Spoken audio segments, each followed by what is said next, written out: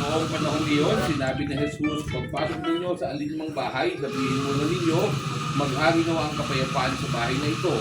Kung maibigil sa kapayapaan ng nakatira roon, isa sa kanila ang kapayapaan. Ngunit kung hindi sila magkakamit ito. Manatili kayo sa bahay na inyong tinutuluyan. Sabihin niyo sa buong sambayanan, nalalapit na ang paghahari ng Diyos sa inyo. Ang mabuting balita ng Panginoon. Pinupuri ka namin, Panginoon sa Kristo. Manalangin tayo at hingin natin ng pagpapala ng Diyos at akanang ito at lahat ng mga naninirahan dito. Anyayahan natin na siya'y makipabahay sa inyo upang magkaloob ng lahat ng biyayang inyong kinakailangan at mga laga sa inyo sa loob at loob ng inyong tahanan.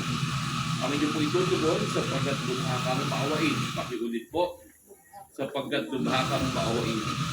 Amang mapagmahal, loobin mong pamayanihan ng tapat na pagmamahalan ang lahat ng dito'y nananahan. Iniluluhog namin sapagkat lubha kang maawain.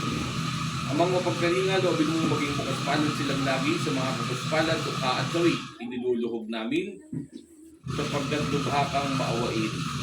Amang may kapal, loobin mong maging masgasid sila sa pagpapalaganap ng iyong paghahari.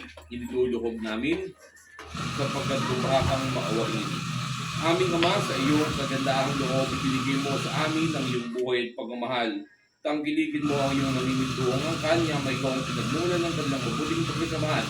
Iluluhog namin ito sa pamamagitan ng Jesucristo, kasama ng Espiritu Santo magpasawalang hanggan.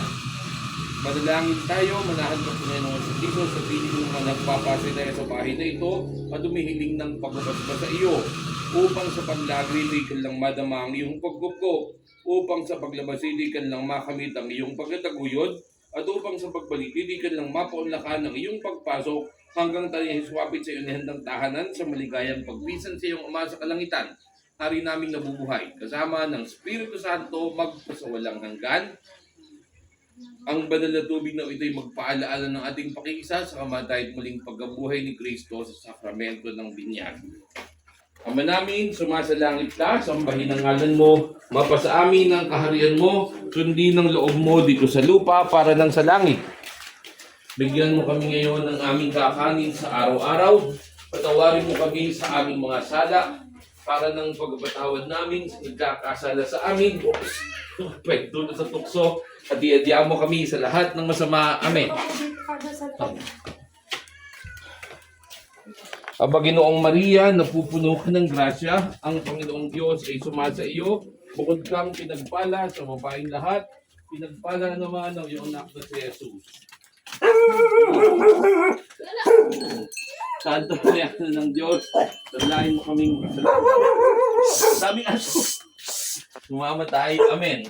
Luwalhati sa Ama, sa Anak, at sa Espiritu Santo, na para noong una, ngayon, at magpasawalang hanggan. Amen.